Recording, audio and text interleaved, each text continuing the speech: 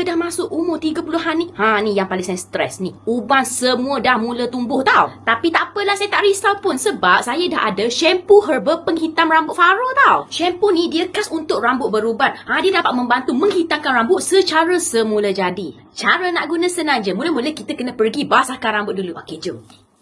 Lepas tu apply shampoo ni kepada seluruh rambut. Shampoo ni kan dia mengandungi ginseng tau untuk menguatkan akar rambut. Yang paling bagus, tidak mengandungi bahan kimia yang berbahaya. Bebas amonia dan bebas paraben. Halia pun ada tau untuk membantu meningkatkan peredaran darah di kulit kepala. Dan banyak lagi lah. Urut perlahan-lahan macam ni. Lepas tu biarkan selama 15 minit. Senang kan? Mudah, senang dan selamat. Tak payah susah-susah nak habiskan duit nak buat rambut dekat salon. Cukup guna di rumah sahaja. Dah 15 minit. Okey, saya nak pergi bilas dengan air bersih jap. Wah, hitam serta merta selepas 15 minit. Dah tak ada dah rambut colour ash brown tu. Rambut pula makin lembut dan makin bersinar tau. Langsung tak menyebabkan kegatalan ataupun iritasi tau.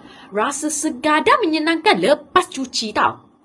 Wangian herba ringan. Yang ada masalah rambut uban, nak tukar rambut putih tu pada rambut hitam ni. Cuba sekarang. Shampoo ni dia bagus tau sebab dia menjaga kesihatan rambut dan kulit kepala. Yang ni saiz 300ml, saiz dia pula comel, kecil dan ringan. Senang kita nak bawa travel ke mana-mana. Nak juga? Cepat pergi beli sekarang.